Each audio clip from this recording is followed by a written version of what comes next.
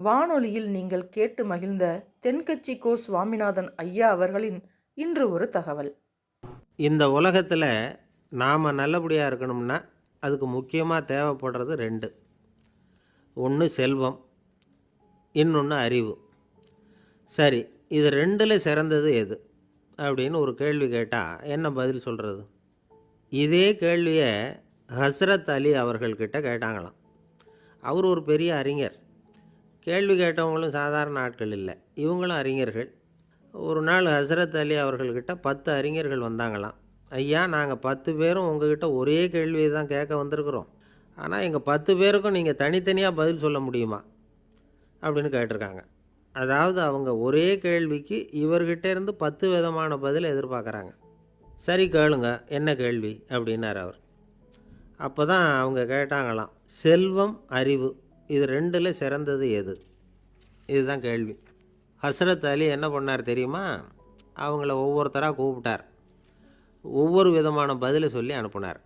முதல்ல ஒருத்தரை கூப்பிட்டார், சொன்னார், அறிவுங்கிறது தீர்க்கதரிசிகள், ஞானிகள், மகான்கள் இவங்களோட பரம்பரை சொத்து. ஆனால் செல்வங்கிறது கொடுங்கோலரின் ஆயுதம். அதனால் அறிவு தான் சிறந்தது அப்படின்னார். ரெண்டாவது ஆளை கூப்பிட்டார். உங்ககிட்ட செல்வம் இருந்தால் நீங்கள் தான் அதை காப்பாற்றணும். ஆனால் அறிவு உங்களை எப்பவும் காப்பாற்றும். ஆகவே அறிவு தான் சிறந்தது அப்படின்னார். மூணாவது ஆளை கூப்பிட்டார். செல்வந்தனுக்கு எப்போதும் விரோதிகள் அதிகம், ஆனால் அறிஞனுக்கு நண்பர்கள் அதிகம். அதனால் அறிவு தான் சிறந்ததுன்னார். அடுத்தவரை கூப்பிட்டார். செல்வம் அடுத்தவங்களுக்கு கொடுக்க கொடுக்க குறையும், ஆனால் கல்விங்கிறது அதிகரிச்சுக்கிட்டே வரும், கொடுக்கறதுனால குறையாது. அதனால் அறிவு தான் சிறந்ததுன்னார். இன்னொருத்தரை கூப்பிட்டார். அறிவுள்ளவன் எப்பவும் அதை அடுத்தவங்களுக்கு வாரி வழங்கிக்கிட்டே இருப்பான். அதனால் அவங்ககிட்ட தாராளத்தன்மை இருக்கும். ஆனால் செல்வந்தன்கிட்ட கஞ்சத்தனம் தான் இருக்கும். அதனால் அறிவு தான் சிறந்ததுன்னார். ஆறாவது நபரை கூப்பிட்டார். செல்வத்தை கள்வர்கள் திருடிட்டு போக முடியும், ஆனால் அறிவை அப்படி திருடிட்டு போக முடியாது அப்படின்னார். ஏழாவது நபரை கூப்பிட்டார். செல்வம் கால ஓட்டத்தில் அழிஞ்சிரும், ஆனால் அறிவை கால ஓட்டம் ஒன்றும் பண்ண முடியாது. ஆகவே அறிவே சிறந்ததுன்னார். எட்டாவது ஆளை கூப்பிட்டு சொன்னார், செல்வத்துக்கு எப்பவும் எல்லை உண்டு, நிறை உண்டு, அளவு உண்டு, கணக்கு உண்டு. ஆனால் அறிவுக்கு அப்படிப்பட்ட எல்லை எதுவும் கிடையாது. அதனால் அதுதான் சிறந்ததுன்னார். அடுத்தவனை கூப்பிட்டார். செல்வம் உள்ளத்தில் உள்ள ஒளியை போக்கிவிடும், இருட்டை உண்டாக்கிவிடும், விரிந்த மனப்பான்மையை குறுகலாக்கிவிடும். ஆனால் அறிவு அப்படி இல்லை, இருண்ட உள்ளத்தில் ஒளியை பாய்ச்சி அதை விசாலப்படுத்துது. அதுதான் சிறந்ததுன்னார். கடைசியாக 10வது நபரை கூப்பிட்டார். செல்வம் மனசில் செருக்கை உண்டாக்குது, ஆணவத்தை ஏற்படுத்துது. அதனால் நானே கடவுள்னு நினைக்கிற அளவுக்கு மனுஷனை தாழ்த்தி விடுது. ஆனால் அறிவு பணிவையும் பண்பாட்டையும் வளர்க்குது. அதனால் அறிவு தான் சிறந்ததுன்னார். ஆக இப்படி 10 பேருக்கும் 10 விதமாக பதில் சொன்னது மூலமாக ஹஸ்ரத் அலி அவர்கள் அறிவு தான் செல்வத்தை விட சிறந்தது அப்படிங்கிறதுக்கு 10 காரணங்களை சுட்டி காட்டியிருக்கார். அந்த அறிஞர் 10 பேர் கேட்ட ஒரே கேள்விக்கு 10 பதில் சொன்னார். நமக்கு வேண்டிய ஒருத்தர் 10 பேர் கேட்ட கேள்விக்கு ஒரே பதில் சொல்லி சமாளித்தார். கேள்வி என்ன தெரியுமா? என்கிட்ட வாங்கின கடனை எப்போயா திருப்பி கொடுக்க போகிறேன்? இதுதான் அந்த 10 பேரும் கேட்ட ஒரே கேள்வி. இந்த மாதம் 26ஆம் தேதி தந்துடுறேன் அப்படிங்கிற ஒரே பதில் சொல்லி அவ்வளவு பேரையும் இவர் அனுப்பி வச்சுட்டாராம். எல்லாரும் போனதுக்கப்புறம் இவரை தனியாக கூப்பிட்டு கேட்டிருக்கிறாங்க. அது என்ன சார் கணக்கு, 26ஆம் தேதி அன்னைக்கு என்ன அதிசயம் நடக்க போகுது அப்படின்னு கேட்டிருக்காங்க. அதிசயம் அன்னைக்கு இல்லை, அதுக்கு நாளே நடக்க போகுதுன்னாராம். விவரமாக சொல்லுங்கன்னு இருக்காங்க. வேறு ஒன்றும் இல்லைங்க, 26ஆம் தேதி தானே எல்லாரையும் வர சொல்லியிருக்கிறேன், அதுக்கு நாளே நான் புறப்பட்டு தலைமறைவாயிட போகிறேன் அப்படின்னாராம் ரொம்ப பெருமையாக. காசி மாநகரத்தை பிரம்மதத்தன் அப்படிங்கிற ராஜா ஆட்சி பண்ணிட்டு வந்தார். அவர் ஒவ்வொரு வருஷமும் ஒரு திருவிழா நடத்துறது வழக்கம். எல்லா தேசத்திலிருந்தும் எல்லா வகையான ஜனங்களும் அதில் கலந்துக்குவாங்க. ஒரு சமயம் அது மாதிரி விழா நடந்துக்கிட்டு இருந்தது. வைகுண்டத்திலேருந்து தேவலோகத்திலேருந்து நிறைய தேவகுமாரர்கள்லாம் காசி நகருக்கு அப்போது வந்திருந்தாங்க. அதில் முக்கியமாக ஒரு 4 தேவகுமாரர்கள், அந்த 4 பேரையும் சுற்றி ஏகப்பட்ட கூட்டம். அப்படி என்ன விசேஷம் அவங்கக்கிட்ட அப்படின்னா, மற்றவங்களை விட அவங்க முகம் அழகாக இருந்ததா அப்படி பார்த்தா அப்படியும் இல்லை. அவங்க அணிஞ்சிருந்த மலர் மாலைகள் தான் அதுக்கு காரணமாக. அந்த மலர்கள்லேருந்து அப்படி ஒரு அபூர்வமான நறுமணம். இதுக்கு முன்னாடி இப்படி ஒரு நறுமணத்தை அந்த ஊர் ஜனங்க அனுபவிச்சதே இல்லை. அதுதான் அந்த 4 பேரையும் சுற்றி கூட்டம். எல்லோரும் கேள்வி கேட்க ஆரம்பித்தாங்க. உடனே அந்த 4 தேவகுமாரர்களும் எல்லாருக்கும் தெரியும்படியாக வானத்தில் எழும்பி கொஞ்சம் உயரமாக நின்றுக்கிட்டாங்க. கீழே நின்றுக்கிட்டு இருந்த அரசன்லேருந்து ஆண்டி வரைக்கும் ஒருத்தர் பாக்கி இல்லாமல் ஒரே குரலில் எல்லாரும் அவங்கள பார்த்து, எங்களுக்கும் இது மாதிரி மாலையை போட்டுக்கணும்னு ஆசையாக இருக்குது, அதுக்கு நீங்கள் தான் அருள் பண்ணணும் அப்படின்னு கேட்டுக்கிட்டாங்க. மாலை போட்டுக்கிறதுனா எல்லாருக்கும் ஆசையாக தானே இருக்கும். அந்த 4 தேவகுமாரர்களில் ஒருத்தர் புத்தர் பிரான். அவர் சொன்னார், பூலோகவாசிகளே, நான் சொல்கிறத கொஞ்சம் பொறுமையாக கேளுங்க. கக்காரு அப்படிங்கிற கற்பக விருட்சத்தின் மலர்களால் தொடுக்கப்பட்டது இந்த மாலை. இதுக்கு நிறைய சக்தி உண்டு. எந்த காலமும் இது வாடாது, வாசனையும் குறையாது. ஆனால் இதை அணிந்து கொள்கிறதுக்கு சில தகுதிகள் தேவை அப்படின்னார். என்ன தகுதி அது சொல்லுங்களேன் அப்படின்னு ஏக காலத்தில் எல்லாரும் சத்தம் போட்டாங்க. தீய இயல்புகள் உள்ளவங்க, இழிந்த சிந்தனை, இழிந்த செயல் உள்ளவங்க இந்த மாலையை அணிய முடியாது அப்படின்னார். அவ்வளோதான். கூட்டத்தில் சத்தம் போட்டவங்கள்லாம் மெதுவாக அப்படி அடங்க ஆரம்பிச்சிட்டாங்க. இன்னொரு தேவகுமாரன் சொன்னார், அடுத்தவங்க பொருளை அபகரிக்காதவன், அடுத்தவங்களுக்கு கெடுதல் பண்ணக்கூடிய பொய் பேசாதவன், பேராசையினால் கெட்ட வழியில் பொருள் ஈட்ட நினைக்காதவன் இந்த மாலையை போட்டுக்கலாம் அப்படின்னார். கூட்டத்திலேருந்து யாரும் முன்னுக்கு வரல. ஒரே ஒரு ராஜகுரு மட்டும் கொஞ்சம் முன்னாடி வந்தார். பெரியவர், படித்தவர். அவர், எனக்கு தகுதி இருக்குது அந்த மாலையை போட்டுக்கிறதுக்கு அப்படின்னார். வேறு ஒன்றும் இல்லை, பொய் சொல்லியாவது அந்த மாலையை வாங்கிக்குவோமே அப்படின்னு முடிவு பண்ணிட்டார் அவர். அவ்வளோதான், மாலையை வாங்கிட்டார். அடுத்த தேவகுமாரன் பேசினார். யாருக்கு திடமான அறிவும் மனமும் இருக்குதோ, யாருக்கு நல்ல காரியங்களில் அசையாத ஈடுபாடு இருக்குதோ, நல்ல அரிய பொருள்களை தனியாக தான் மட்டும் அனுபவிக்க விரும்பாதவர் யாரோ அவர் முன்னாடி வந்து இந்த மாலையை வாங்கிக்கலாம் அப்படின்னார். அந்த தகுதியும் எனக்கு இருக்குன்னார் ராஜகுரு. மாலையை வாங்கி போட்டுக்கிட்டார். இன்னொரு ராஜகுமாரன் பேச ஆரம்பித்தார். அறநெறியில் செல்வம் சேர்க்கணும், ஆடம்பர பொருள்களுக்கு அடிமையாகக்கூடாது, வெற்றி அடைஞ்சாலும் கர்வம் வரக்கூடாது, அப்படிப்பட்டவங்க இந்த மாலையை போட்டுக்கலாம்னார். துணிஞ்சு பொய் சொல்லி அதையும் வாங்கி கழுத்தில் போட்டுக்கிட்டார் இந்த ராஜகுரு. இன்னொரு ராஜகுமாரன் சொன்னார், சான்றோர்களை நிந்திக்காதவங்க, புறம் பேசாதவங்க இந்த மாலையை போட்டுக்கலாம்னார். அதையும் வாங்கி போட்டுக்கிட்டார். திருவிழா முடிஞ்சுது, எல்லோரும் திரும்பி போயிட்டாங்க. மறுநாள் ராஜகுரு 4 மாலைகளையும் போட்டுக்கிட்டு ராஜசபைக்கு வரார். வந்தவர் ரொம்ப அவஸ்தையோடு வர்றார். மாலையெல்லாம் வாடி போயிட்டுது, வாசனை எதுவும் கிடையாது. அது மட்டும் இல்லை, அவருக்கு கடுமையான தலைவலி வேறு வந்துட்டுது. துடிச்சு போயிட்டார். மாலையை கழட்டவும் முடியல. ஜனங்கள்லாம் அவரை பார்த்து சிரிக்க ஆரம்பிச்சிட்டாங்க. என்னத்துக்கு ஆசைப்படணும், ஏன் இப்படி கஷ்டப்படணும் அப்படின்னு. ராஜா பார்த்தார். மறுபடியும் விழாவுக்கு ஏற்பாடு பண்ணினார். தேவகுமாரர்கள்லாம் வந்தாங்க. ராஜகுரு வந்தார். மக்கள் முன்னிலையில் அவங்க காலில் விழுந்தார், மன்னிப்பு கேட்டுக்கிட்டார். இந்த மாலையை போட்டுக்கிற தகுதி எனக்கு இல்லை. தகுதி இல்லாத ஒருத்தன் தகாத தகுதியை பொய் மூலம் பெறணும்னு ஆசைப்படுறாங்களே, அவங்களுக்கெல்லாம் என்னுடைய தண்டனை ஒரு எச்சரிக்கையாக இருக்கட்டும்னார். அதுக்கப்புறம் தேவகுமாரர்கள் அவர் கழுத்தில் இருக்கிற மாலையை கழட்டினாங்களாம். அந்த மாலைகளும் பழையபடி மனம் கொடுக்க ஆரம்பிச்சுட்டு தான். இதிலேருந்து நாம் தெரிஞ்சுக்க வேண்டியது என்னென்னா, நமக்கு தகுதி இல்லாத ஒரு கௌரவம் நம்மக்கிட்ட தானாக வந்தால் கூட அதை தவிர்த்து விடுறது தான் நல்லது. அதுதான் புத்திசாலித்தனம். ஒருத்தர் வந்தார். சார், எங்கள் இலக்கிய மன்ற விழாவுக்கு நீங்கள் தலைமை தாங்கணும்னார்.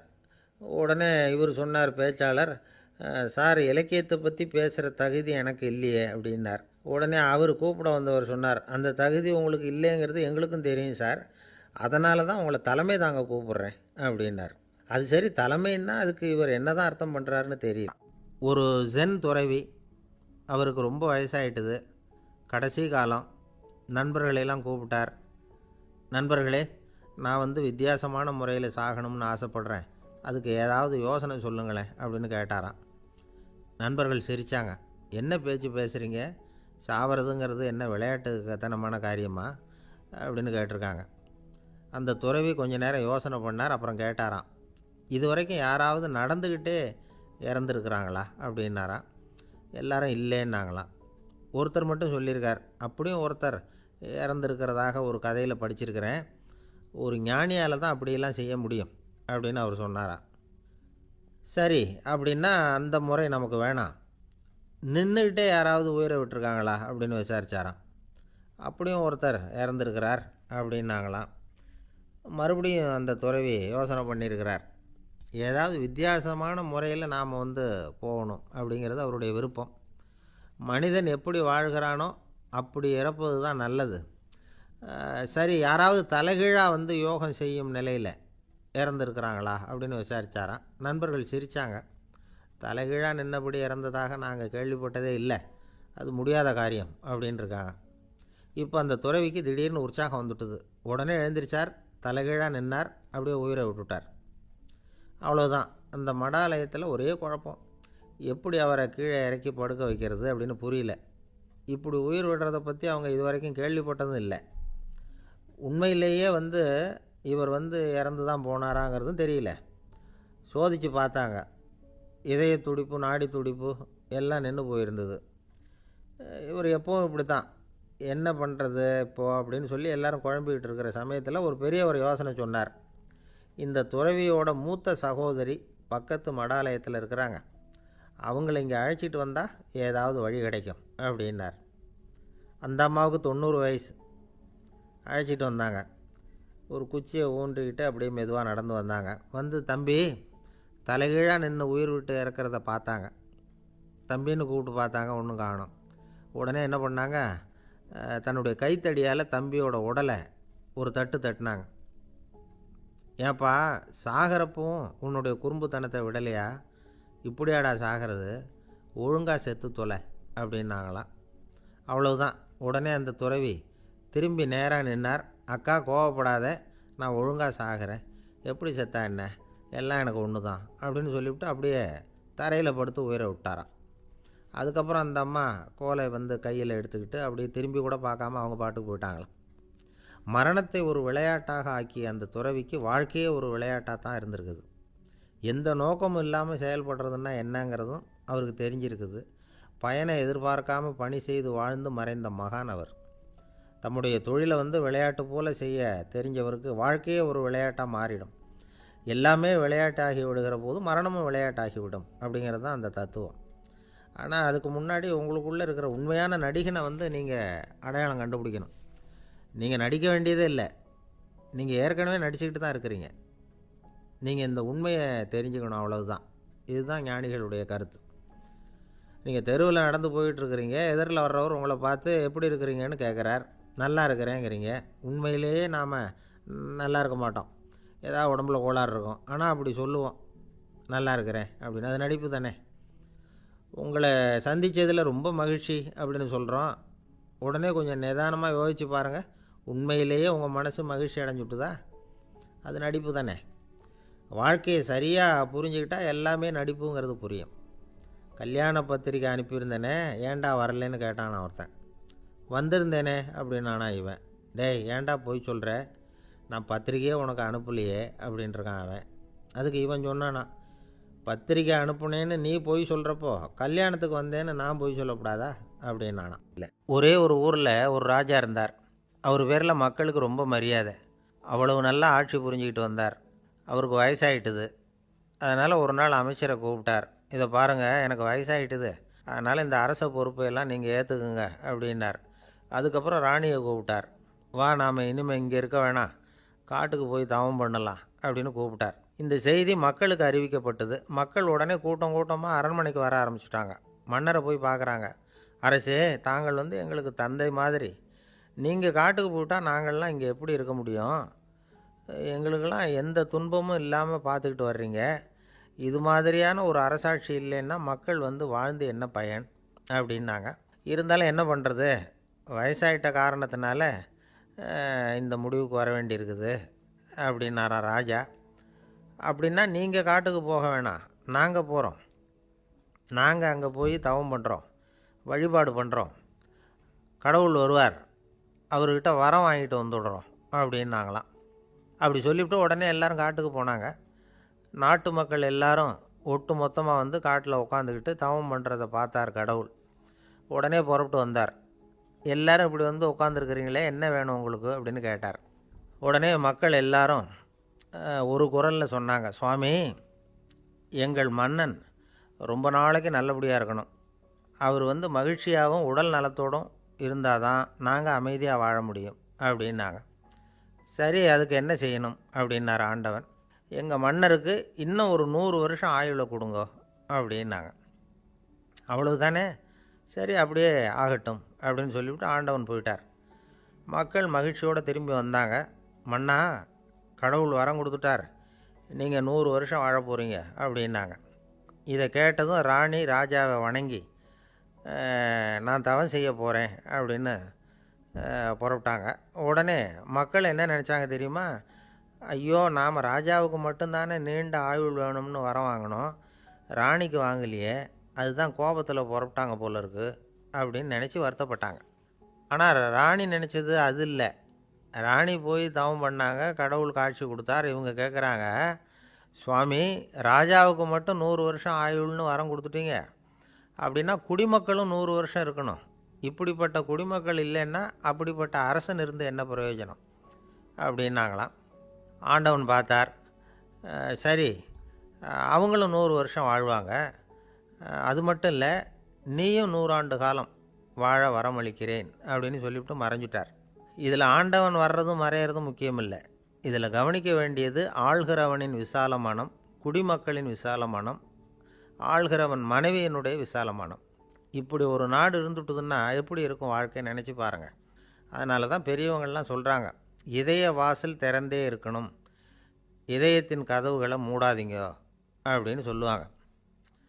என்கிட்ட ஒருத்தர் சொன்னார், என்னுடைய இதய வாசல் எப்போவும் திறந்தே தான் இருக்குதுன்னார்.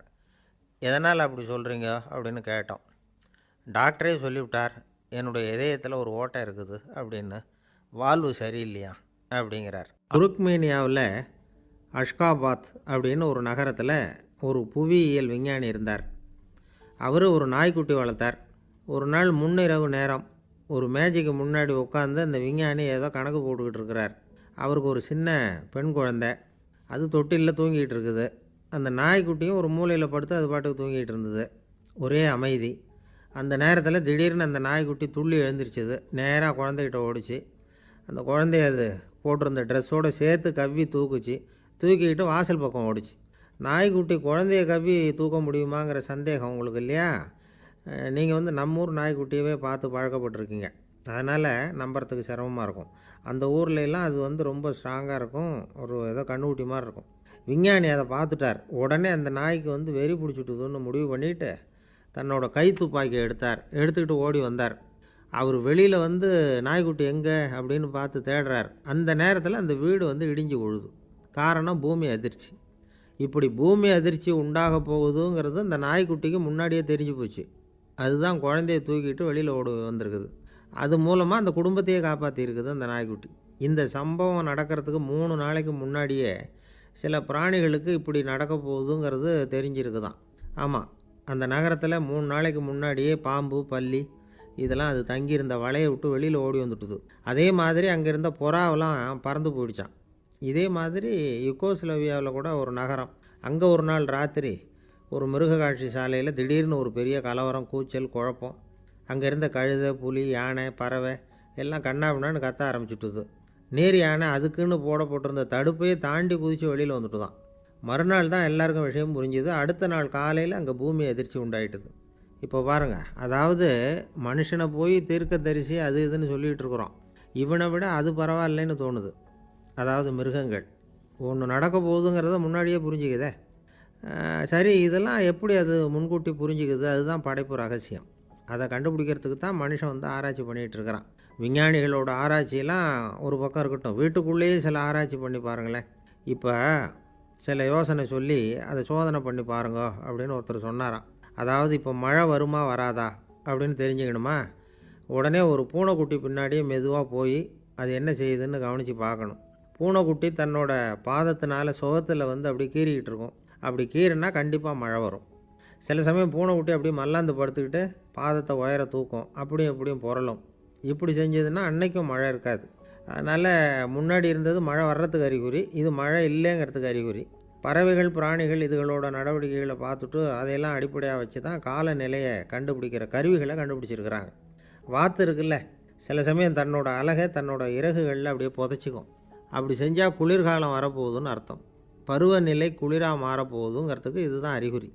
சிட்டுக்குருவி இருக்குதுல்ல, அதெல்லாம் புழுதியில் உழுந்து புரளும், சிறகுகளை படபடன்னு அடிச்சுக்கும். அப்படி செஞ்சால் மழை வரப்போகுதுன்னு அர்த்தம். ஒன்று மட்டும் நாம் நல்லா தெரிஞ்சுக்கணும், இயற்கையின் சீற்றம்னு சொல்கிறோம் இல்லையா, இயற்கை ஏன் நம்ம மேலே கோவப்படுது? இயற்கையை நாம் அனுசரித்து போகிறதில்ல, அதனால் கோவப்படுது. காடுகளை அழிக்கக்கூடாது, விலங்குகளை கொல்லக்கூடாது, இயற்கை ஏற்படுத்தி வச்சுருக்கிற சமநிலையை கெடுக்கக்கூடாது. அதை புரிஞ்சுக்கிட்டு வாழ்ந்தோம்னா பூமியும் நடுங்காது, நாமளும் நடுங்க வேண்டிய அவசியம் இருக்காது. ஒருத்தர் இருந்தார், சாராய கடைக்கு போனாராம், நிறைய சாப்பிட்டார். அப்புறம் சொன்னார், இது ரொம்ப அற்புதமான சரக்கு போல் இருக்குது, உள்ளே போன உடனே இந்த பூமியே நடுங்கிறது மாதிரி இருக்குது எனக்கு அப்படின்னாராம். இதுக்கு கடைக்காரர் சொல்லியிருக்கார், நீங்கள் சாப்பிட்டது வெறும் பச்சை தண்ணி தாங்க, இப்போ ஏற்பட்டிருக்கிறது நிஜம் பூமி அதிர்ச்சி அப்படின்னாராம். அளவுக்கு மிஞ்சினால் அமிர்தமும் நஞ்சு அப்படின்னு சொல்லுவாங்க.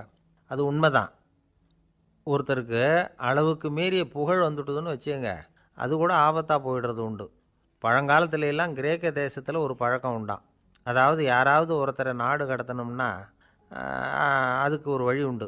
அதாவது ஒருத்தரை நாடு கடத்தணும்னு மக்கள் விரும்புகிறாங்கன்னு வச்சுங்களேன், அவர் பேரை ஒரு மண்பாண்ட ஓட்டுச்சில்லில் எழுதி அதை ஒரு குறிப்பிட்ட பொது இடத்துல போட்டுற வேண்டியது, அவ்வளவுதான். இது மாதிரி பல பேர் போட்டுக்கிட்டே இருப்பாங்க, எல்லாம் அப்படியே குவிஞ்சு போயிடும். அந்த ஓட்டாஞ்சில்லு குவியலில் யாருடைய பேர் அதிகமாக இருக்குதோ அந்த நபரை ஒரு 10 ஆண்டுகள் நாடு கடத்தி விடுவாங்க. இது அந்த ஊர் வழக்கமாக. ஒரு நாள் அந்த குவியலுக்கு பக்கத்தில் ஒரு ஆள் நின்றுக்கிட்டு இருக்கிறான். அவன் கையில் ஒரு ஓட்டாஞ்சில்லு வச்சுருக்கிறான். அதில் யாரோட பேரையோ எழுதணும், எழுதி அந்த இடத்துல போடணுங்கிறது அவன் ஆசை. ஆனால் அவன் படிக்காதவன், அதனால் எழுத தெரியல. யாராவது அந்த வழியாக வர்றாங்களான்னு பார்த்துக்கிட்டே நின்றுக்கிட்டு இருந்தான். ஒரு பெரியவர் வந்துக்கிட்டு இருந்தார். அவர்கிட்ட ஓடினான், கையில் இருந்த மண்பாண்ட சில்லை கொடுத்தான். ஐயா, இதில் ஒரு பேர் எழுதி கொடுங்களேன்னா. அந்த பெரியவர் அதை வாங்கி கையில் வச்சுக்கிட்டு, என்ன பேர் எழுதணும் சொல்லு அப்படின்னா. இவன் சொன்னான், அரிஸ்டைடிஸ் அப்படின்னு எழுதுங்க அப்படின்னா. இதை கேட்டதும் அந்த பெரியவருக்கு அதிர்ச்சி. ஏன்னா அவர் தான் அரிஸ்டைடிஸ், தத்துவ மேதை அரிஸ்டைடிஸ் அவர். இருந்தாலும் நான் தான் அதுங்கிறத காட்டிக்காமல் அந்த ஆளுகிட்ட கேட்டார், அது சரிப்பா, அரிஸ்டைடிஸுங்கிற பேரை எழுத சொல்கிற, அவர் உனக்கு என்ன கெடுதல் பண்ணார், அவர் பேரை இதில் எழுத சொல்கிறியே அப்படின்னு கேட்டிருக்கார். அதுக்கு இவன் சொன்னானா, அவர் எனக்கு எந்த கெடுதலும் பண்ணலை, அவரை நான் பார்த்தது கூட இல்லை அப்படின்ட்டுருக்கான். அப்புறம் எதுக்காக அவரை நாடு கடத்தணும்னு நீ ஆசைப்படுற அப்படின்னு கேட்டிருக்கார். இப்போ அந்த ஆள் சொல்கிறான், அரிஸ்டைடஸை பற்றி எல்லாரும் பேசுகிறாங்க, அவர் ரொம்ப நல்லவர், அவர் ஒரு பெரிய அறிவாளிங்கிறாங்க, அவர் ஒரு பெரிய வள்ளல், பேரறிஞர், இப்படி எல்லாரும் சொல்கிறத கேட்டு கேட்டு எனக்கு ரொம்ப அலுத்து போயிட்டுது, அதனால தான் வெறுப்பாயிட்டேன் அப்படின்னு நானும். இதிலேருந்து என்ன தெரியுது, நாம் நல்லவனாக இருக்கிறதுல ஒன்றும் இடைஞ்சல் இல்லை. ஆனால் நம்மளை நல்லவன் நல்லவன் எல்லாரும் சொல்ல ஆரம்பிச்சிட்டாங்கன்னு வச்சுக்கோங்க, அப்போ இடைஞ்சல் ஆரம்பம்னு அர்த்தம். எதுவுமே அளவுக்கு மிஞ்சி போகாமல் பார்த்துக்க வேண்டியது ரொம்ப அவசியம். அளவுக்கு அதிகமாக ஆசைப்படாதவங்களில் ஆப்ரஹாம் லிங்கனும் ஒருத்தரான்.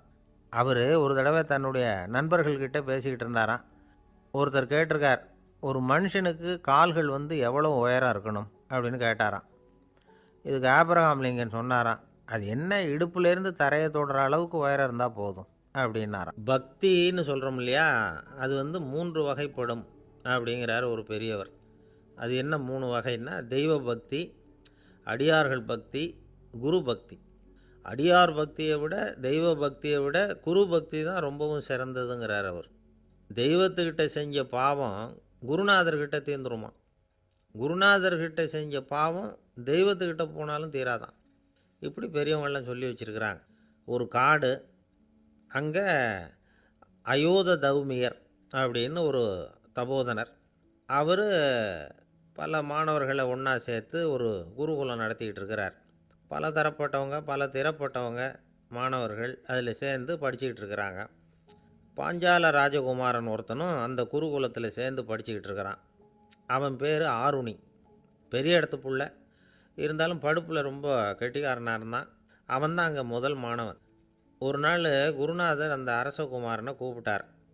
நம்ம குருகுலத்துக்கு சொந்தமான வயலில் தண்ணீர் பெருகி வெள்ளம் பயிரை அழிக்குதான், அதனால் நீ போய் மடையை அடைச்சிட்டு வந்துரு அப்படின்னார். அந்த அரசகுமாரன் உடனே புறப்பட்டான். குருநாதர் சொல்லிட்டார்ல, உடனே புறப்பட்டான். நான் பெரிய இடத்து பிள்ளையாச்சே, ராஜகுமாரனாச்சே, ரொம்ப செல்வாக்கூட வளர்ந்தவனாச்சே, நான் போய் வயலில் இறங்கி வேலை செய்கிறதா அப்படின்னுலாம் அவன் நினைக்கல. குருநாதர் கட்டளையை நிறைவேற்ற வேண்டியது நம்ம கடமை அப்படின்னு நினச்சான். உடனே ஒரு மண்வெட்டியை தூக்கி தோளில் வச்சுக்கிட்டு புறப்பட்டு போயிட்டான். வயலுக்கு போனான். பார்த்தான், தண்ணி கரையை உடச்சிக்கிட்டு வயலுக்குள்ளே ஏகமாக பாஞ்சிக்கிட்டு இருக்குது. இவன் மண்வெட்டியால் களிமண்ணை புல்லோடு சேர்த்து புல் பற்ற மாதிரி வெட்டி வெட்டி போட்டான். இருந்தாலும் மடையை அடைக்க முடியல. தண்ணி அதை மீறி வந்துக்கிட்டே இருக்குது. தண்ணி வேகமாக வயலுக்குள்ளே போய்கிட்டே இருக்குது. போடுற பத்தையெல்லாம் கரைஞ்சி போயிட்டுருக்கு. இருந்தாலும் இவன் தன்னுடைய முயற்சியை கைவிடலை. வெட்டி வெட்டி போட்டுக்கிட்டே இருக்கிறான். காலையில் அங்கே போனவன் சாயந்தரம் வரைக்கும் இப்படி செஞ்சுக்கிட்டு இருக்கிறான். உடம்பும் மனசும் ரொம்பவும் சோர்ந்து போச்சு. இருந்தாலும் குருநாதர் இட்ட கட்டளையை நிறைவேற்றாமல் இருக்கிறோமேங்கிற ஒரு குறை அவனுக்கு இருக்குது. குரு கட்டளையை நிறைவேற்றாத நான் இன்னமும் இருக்கணுமா அப்படின்னு யோசனை பண்ண ஆரம்பிச்சிட்டான். என்ன செய்யலாம்னு பார்த்தான். நம்ம குருநாதர் இட்ட பணிக்காக இந்த உடம்பையே தியாகம் பண்ணலாம் அப்படின்னு முடிவு பண்ணான். தண்ணி பாயுதில் அதுக்கு குறுக்க விழுந்து அப்படியே மடையை அடைச்சிக்கிட்டு அப்படியே படுத்துட்டான். இது மற்றவங்களுக்கு தெரியாது. அன்னைக்கு ராத்திரி ஒரு விளக்கு முன்னாடி உட்காந்து குருநாதர் பிள்ளைங்களுக்கு பாடம் சொல்லி கொடுத்துக்கிட்டு இருக்கிறார். முதல் வரிசையில் இருக்கக்கூடிய ராஜகுமாரனை காணலை. நம்ம ஆருணி எங்கே போனா அப்படின்னு சொல்லி மற்ற மாணவர்களை விசாரித்தார். இப்போ அவங்க சொன்னாங்க, சுவாமி அவன் காலையில் வயலுக்கு மடையை அடைக்கிறதுக்காக போனான், நீங்கள் தான் போக சொன்னீங்க, இன்னும் திரும்பி வரல அப்படின்னு ஒரு பையன்.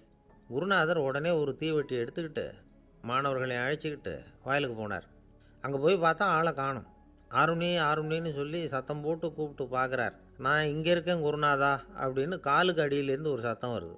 குனிஞ்சு பார்த்தா அவன் மடையில் படுத்துருக்குறான். என்னப்பா இதுன்னார்.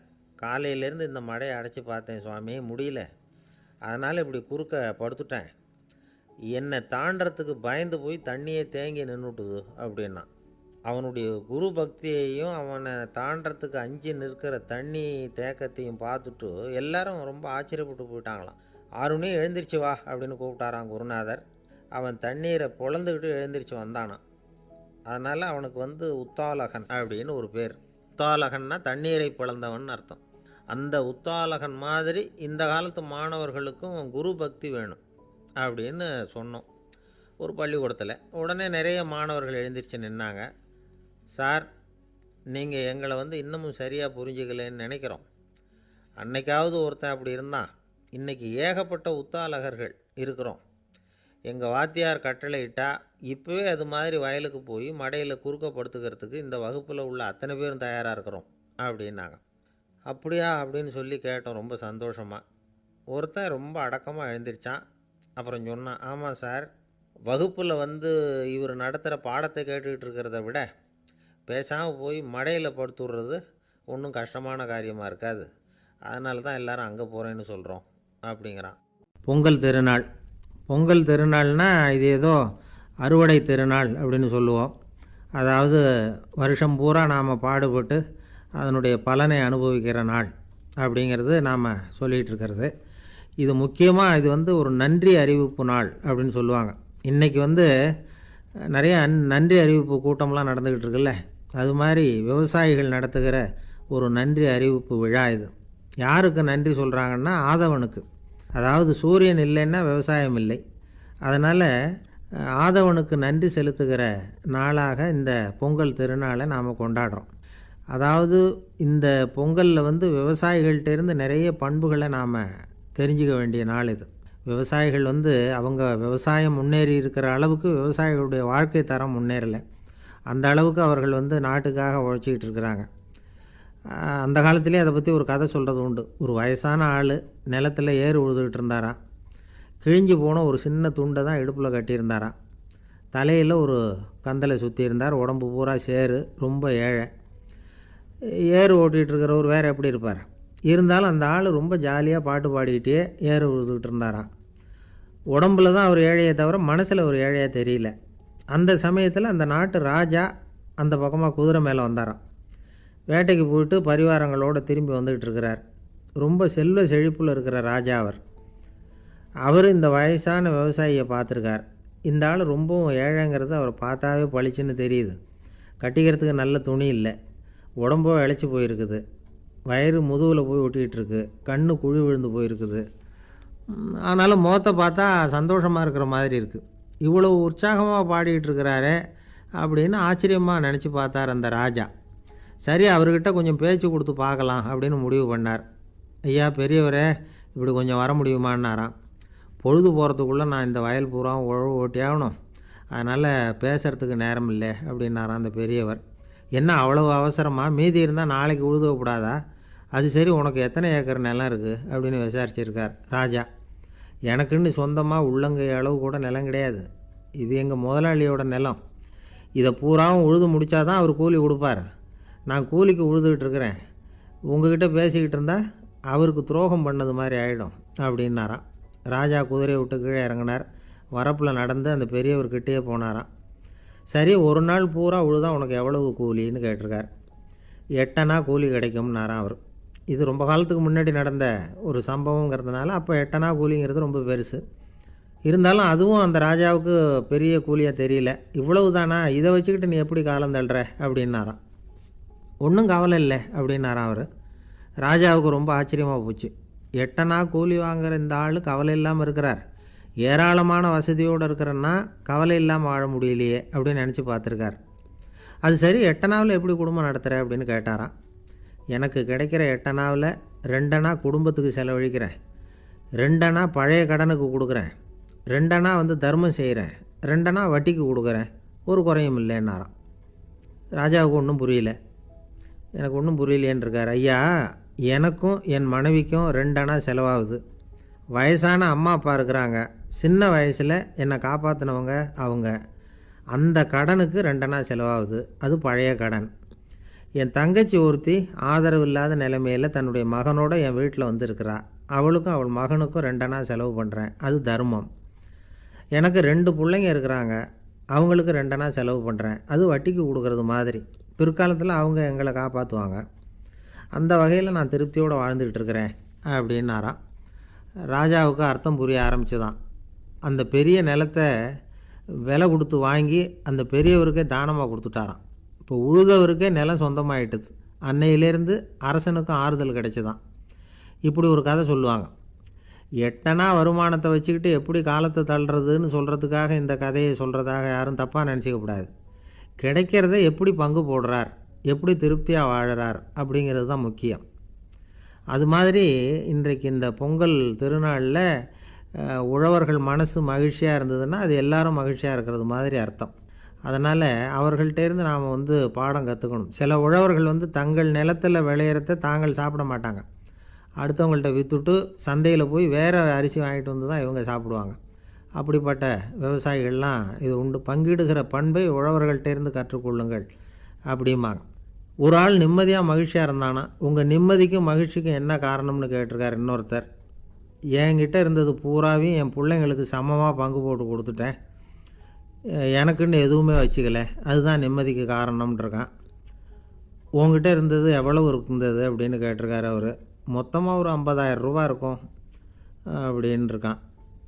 அவ்வளவும் பணமாகவே இருந்ததா அப்படின்னு கேட்டிருக்காங்க அவங்க. இல்லைங்க, அவ்வளவும் கடன், அதை தான் பிரித்து கொடுத்துருக்கேன் பிள்ளைங்கக்கிட்ட அப்படின்னு நானும். அவன் எது ரொம்பவும் கஷ்டமான காரியம் அப்படின்னு கேட்டார் ஒருத்தர்.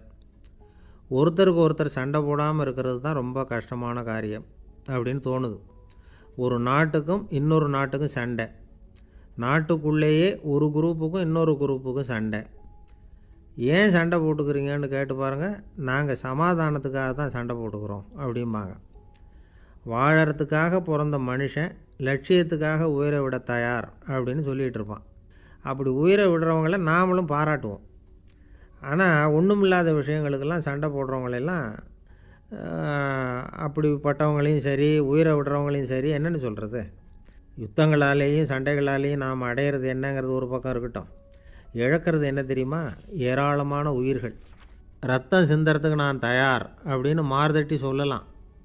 ஆனால் ரத்தம் சிந்தினா உயிர் காத்துக்கிட்டு இருக்க தயார் இல்லை. அதாவது உயிர் நமக்காக காத்துக்கிட்டு இருக்க தயார் இல்லை. இழக்கிற ரத்தத்தை ஈடுகட்டினா தான் உயிரை காப்பாற்ற முடியும். அதனால் இது சம்மந்தமாக ஆராய்ச்சி செய்கிற கட்டாயம் ஏற்பட்டு போச்சு. அதோட விளைவாக புதுசாக ஒன்றை கண்டுபிடிச்சிருக்கிறாங்க. அதுதான் செயற்கை ரத்தப்பொடி. இப்போ இந்த திடீர் சாம்பார் பொடி, திடீர் ரசப்பொடி, திடீர் காப்பி பொடி இப்படிலாம் சொல்கிறோம்ல, அது மாதிரி இது திடீர் ரத்தப்பொடி. இஸ்ரேல் ஒரு சின்ன நாடு, மக்கள் தொகை குறைச்சல், அதோட போர்கள் வேறு. அதனால் காயம்பட்டவங்களை காப்பாற்றியே தீர வேண்டிய கட்டாயம். காப்பாற்றணும்னா ரத்த இழப்பை தடுக்கணும். அப்படின்னா உடனடியாக புது ரத்தம் செலுத்தி ஆகணும். திடீர்னு ரத்தம் வேணும்னா எங்கே போகிறது? அதுவும் கிடைக்கிற ரத்தம் சேர்கிற குரூப்பாக இருக்கணும். ஒரு வேடிக்கை பார்த்தீங்களா, நான் வேறு குரூப்பு நீ வேறு குரூப்புன்னு இவன் சண்டை போடுறான். இதில் அடிபட்டவனுக்கு ரத்தம் கொடுக்க போனால் அதுலேயும் அது வேறு வேறு குரூப்பாக இருக்குது. அது ரத்தமும் வேறு வேறு குரூப்புன்னு சொல்லிகிட்டு இருக்குது. எந்த குரூப்பு ரத்தம் வேணும்? அது உடனடியாக கிடைக்கலன்னா என்ன பண்ணுறது? இப்படிப்பட்ட கஷ்டம்லாம் நமக்கு வந்துடுது. இதுக்காக தான் விஞ்ஞானிகள் இந்த ரத்த பொடியை கண்டுபிடிச்சிருக்கிறாங்க. அதாவது ஒரு ஆள் அடிபட்டு போட்டான்னு வச்சுங்களேன், அவனுக்கு ரத்தம் கிடைக்கல. உடனே என்ன பண்ணலாம்?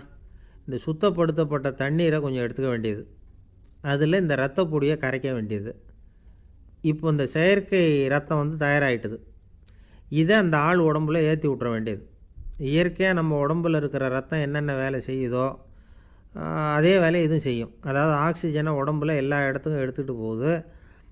அந்த வேலையை இந்த செயற்கை ரத்தமும் செஞ்சுருது. ஆனால் ஒரு விஷயம், இந்த செயற்கை ரத்தம் ஒரு அவசரத்துக்கு தான் உபயோகப்படுத்தலாம், ஒரு முதல் உதவி மாதிரி. அதை அப்படியே நிரந்தரமாக விட்டுற முடியாது. பின்னாடி வந்து தேவையான குரூப்பு உண்மையான ரத்தம் கிடைச்ச உடனே அதை செலுத்திக்கணும். உண்மையான ரத்தத்தை 20லேருந்து 40 நாள் வரைக்கும் தான் பாதுகாக்க முடியும். அதுவும் குளிர்பதன பெட்டியில். அதுக்குள்ளே உபயோகப்படுத்தலைன்னா அது வீணாக போயிடும். இந்த ரத்த பொடி அப்படி இல்லை, எவ்வளோ நாள் வேணும்னாலும் அப்படியே வச்சுருக்கலாம். குளிர்பதன பெட்டியும் தேவையில்லை. ஆனால் ஒன்று, இது தண்ணியில் கலந்து செயற்கை ரத்தமாக ஆக்கிவிட்டா அதோட வலு 72 மணி நேரம் தான். அதாவது 3 நாள். அதுக்குள்ளே அந்த ஆசாமியை எங்கேயாவது ஆஸ்பத்திரிக்கு தூக்கிட்டு போய் உண்மையான ரத்தத்தை கொடுத்துடணும். சண்டையில் அடிபடுறவங்க, சாலை விபத்தில் அடிபடுறவங்க, இவங்களுக்கெல்லாம் அவசரத்துக்கு கை கொடுத்து உதவுறது இந்த செயற்கை ரத்த பொடி.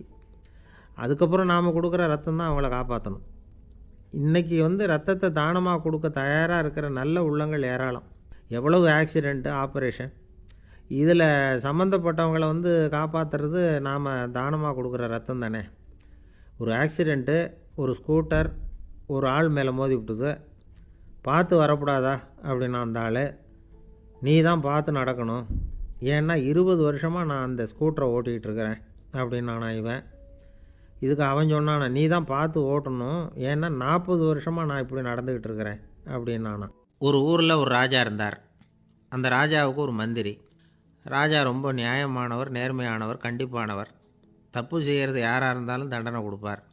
வேண்டியவங்களுக்கு ஒரு நியாயம், வேண்டாதவங்களுக்கு ஒரு நியாயங்கிறதெல்லாம் அவர்கிட்ட கிடையாது.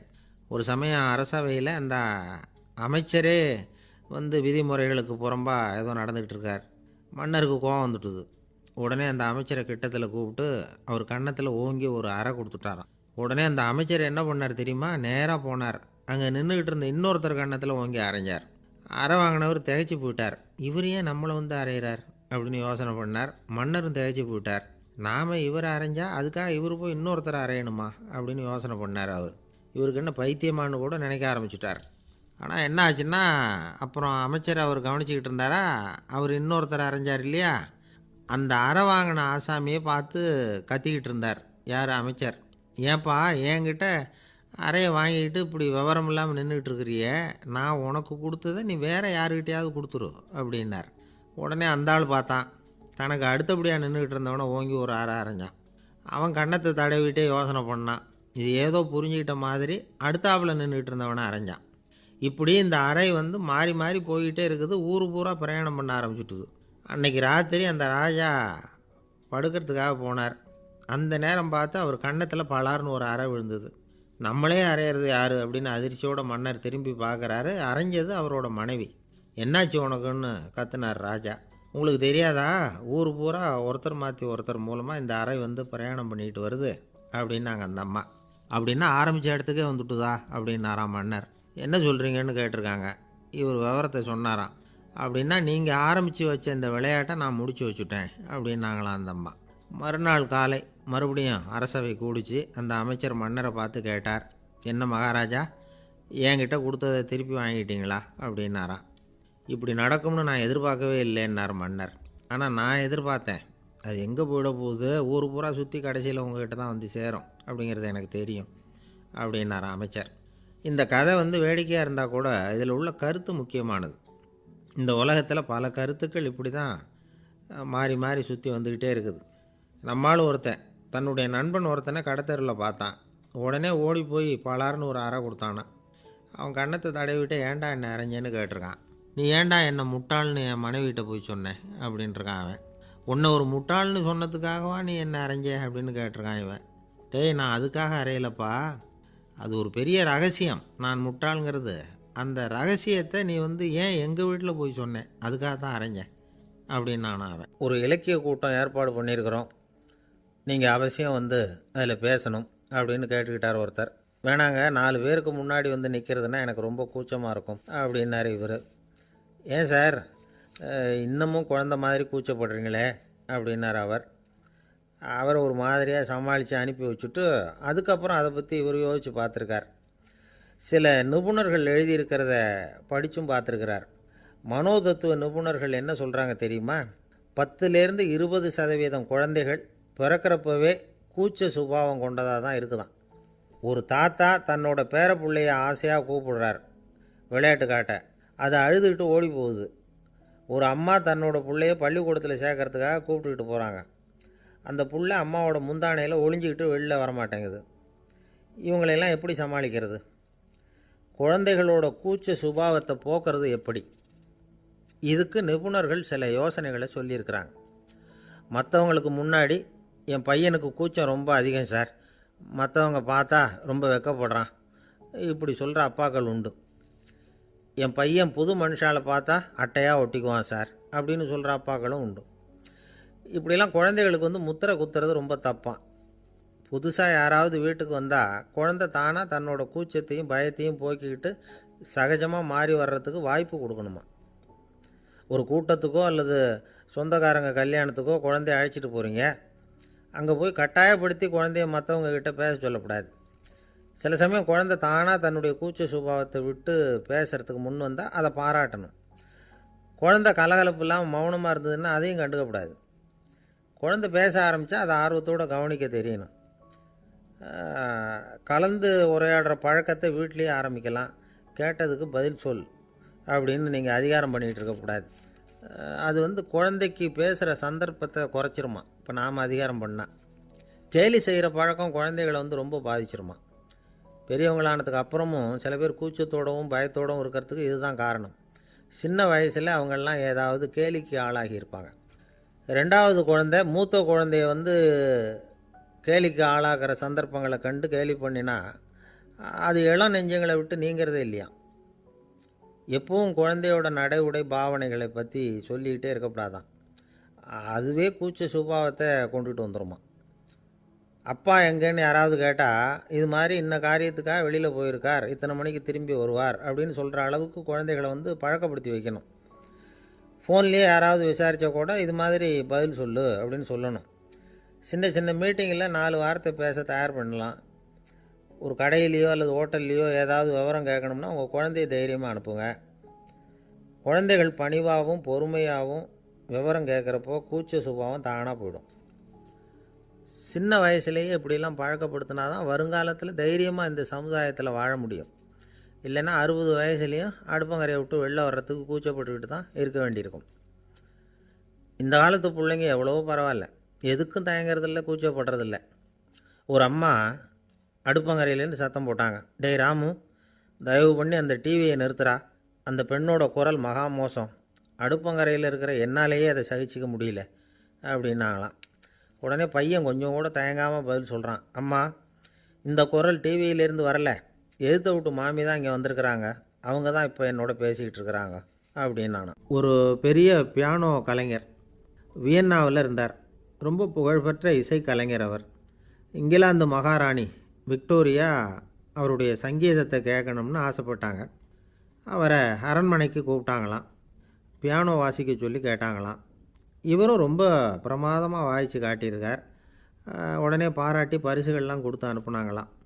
அந்த இசையை கேட்குறதுல அரசிக்கு ரொம்பவும் ஆர்வம் உண்டு. அதனால் அதுக்கப்புறமும் அந்த கலைஞர் அடிக்கடி அரண்மனைக்கு வர வேண்டிய அவசியம் ஏற்பட்டது. ஏன்னா அரசி கூப்பிட ஆரம்பித்தாங்க. இவர் போகணும், அங்கே இசை நிகழ்ச்சி நடத்தணும். இவர் அங்கே பாடி வாசிக்கிறது உண்டு. ஒரு தடவை மகாராணி அவரை பார்த்து, உங்கள் நாட்டு தேசிய கீதம் பாடுங்களேன் அப்படின்னு கேட்டாங்களாம். உடனே அவர் தன்னுடைய நாடான ஆஸ்திரியாவின் தேசிய கீதத்தை பாடியிருக்கிறார். அவர் பாட ஆரம்பித்த உடனே மகாராணி எழுந்திரிச்சு நின்னாங்களாம். அதுக்கு மரியாதை செலுத்துகிற நோக்கத்தோடு பாட்டு முடிகிற வரைக்கும் அப்படியே நின்றுக்கிட்டு இருந்தாங்களாம். இதுதான் அந்த அரசியினுடைய பெருந்தன்மை. அதாவது நாட்டுப்பற்றுங்கிறது அந்த அளவுக்கு அப்படி இருக்கணும். இப்படி ஒரு அரசியே நம்ம நாட்டு தேசிய கீதத்துக்கு எழுந்திரிச்சு நின்று மரியாதை செலுத்துகிறாங்க அப்படிங்கிறத புரிஞ்சிக்கும் பொழுது அந்த முதிய கலைஞரின் மகிழ்ச்சிக்கு அளவே இல்லையாம். அதுக்கப்புறம் அந்த பியானோ கலைஞர் ஒரு நாள் தன்னுடைய நண்பர் ஒருத்தர்கிட்ட பேசிக்கிட்டு இருந்தாராம். அப்போ சொன்னாராம், மகாராணியார் எனக்கு எவ்வளவோ பரிசுகள்லாம் கொடுத்துருக்குறாங்க. ஒரு தடவை எனக்கு வைரக்கல் பதித்த அணி ஒன்றை கூட பரிசாக கொடுத்தாங்க. ஆனால் அதை விட உயர்ந்த விலை மதிக்க முடியாத அணி என்ன தெரியுமா? நான் என்னுடைய நாட்டு தேசிய கீதத்தை நான் பாடுறப்போ அவங்க எழுந்திரிச்சு நின்று மரியாதை செலுத்தினாங்களே, அதுதான் எனக்கு கிடைச்ச மிகப்பெரிய பரிசு அப்படின்னாராம். எனக்கு தெரிஞ்ச சங்கீத வித்வான் ஒருத்தர் இருக்கார். சமீபத்தில் ஒரு நாள் அவரை பார்த்தேன். எப்படி போயிட்டுருக்கு உங்கள் தொழில் அப்படின்னு கேட்டேன். ரொம்பவும் வித்தியாசமாக போயிட்டுருக்குங்க அப்படின்னார். என்ன சொல்கிறீங்க அப்படின்னேன். முன்னாடியெல்லாம் நான் பாடினா எதிரில் இருக்கிறவங்க தான் எழுந்திரிச்சு போயிட்டு இருந்தாங்க. இப்போ எப்படின்னா நான் பாட ஆரம்பிச்சுட்டா உடனே பக்கவாத்தியக்காரனே எழுந்திரிச்சு போயிடுறான் அப்படின்னார் ரொம்ப வேதனையோட.